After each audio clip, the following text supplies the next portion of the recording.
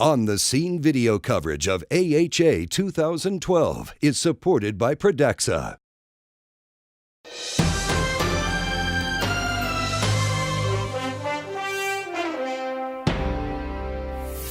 Well, here on the Scene at AHA 2012 is another late-breaking clinical trial, the Arctic trial, that looked at strategies of antiplatelet testing and treatment in patients undergoing elective PCI. And interestingly, a strategy of testing for both aspirin and clopidogrel resistance with adjustment of antiplatelet therapy in that treatment strategy group, there was no benefit seen over standard treatment with routine antiplatelet therapy. This was a study of just about 2,000 patients where it was that strategy of standard of care, clopidogrel and aspirin, and routine follow-up versus testing both pre-PCI after the initial antiplatelet therapy and then also at 7 to 14 days with adjustment upward in the intensity of antiplatelet therapy. So for aspirin non-responders, the dose of aspirin was often increased.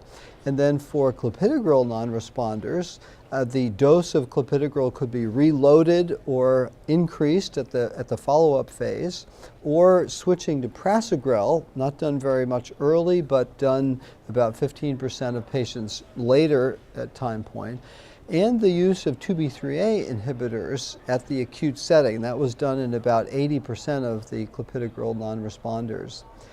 But interestingly, that strategy of being much more aggressive really didn't translate into any benefit whatsoever, with the hazard ratio actually be a little bit adverse, but not any advantage of that testing and adjustment strategy. This comes on a background of the Gravitas trial that did testing for clopidogrel resistance and doubling the clopidogrel dose for the non-responders, a slightly different strategy, but that also didn't work. And so I think we need more work on that approach of testing and adjusting. Fortunately, we do have large outcome trials of simply using more intensive antiplatelet agents, and so both with prasugrel and ticagrelor in the Triton and Plato trials respectively seem to be of benefit in ACS patients as compared with using clopidogrel.